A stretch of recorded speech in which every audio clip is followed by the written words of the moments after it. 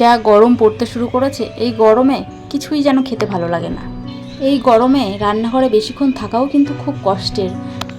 তাই তো আজকে আমি নিয়ে চলে এসেছি একটা সহজ রেসিপি, একদম সিম্পল কিন্তু খেতে অসাধারণ, আর রান্না করতেও খুব সহজ, খুব সোজা, 10 মিনিটেই রান্না হয়ে যাবে। আর বাড়ির সকলেও চেটেপুটে কিন্তু দুপুরের খাবারটা তৃপ্তি করে খাবে। এই চলো রান্নাটা শুরু করা যাক। ভাবছো তো আজকে কি রান্না করব? আজকে বানাবো শোল।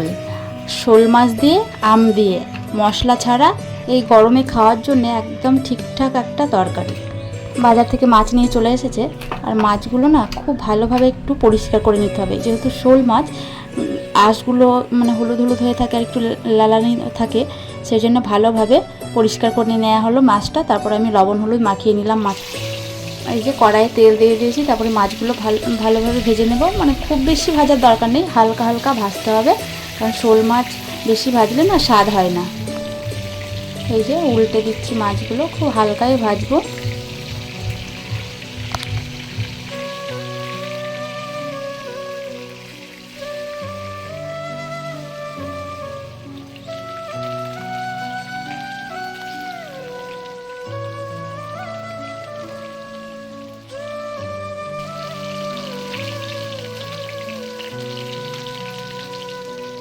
মাছগুলো এবার ভাজা হয়ে গেছে, হালকা ভেজে নিয়েছি, এবার তুলে নিচ্ছি।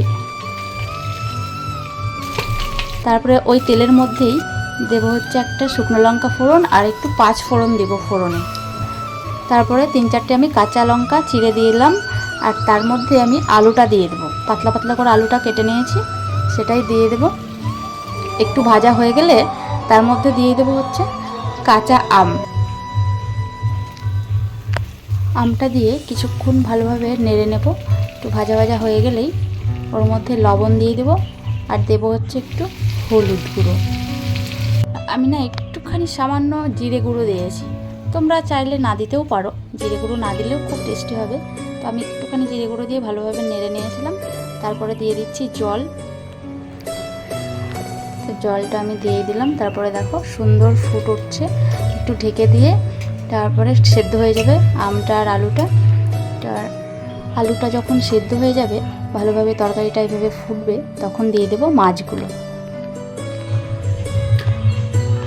মাছগুলো দিয়ে দেওয়ার পরে একটু ফুটবে ভালোভাবে, তারপরে এটা নামিয়ে নিলেই হয়ে গেল, ব্যাস, শোল।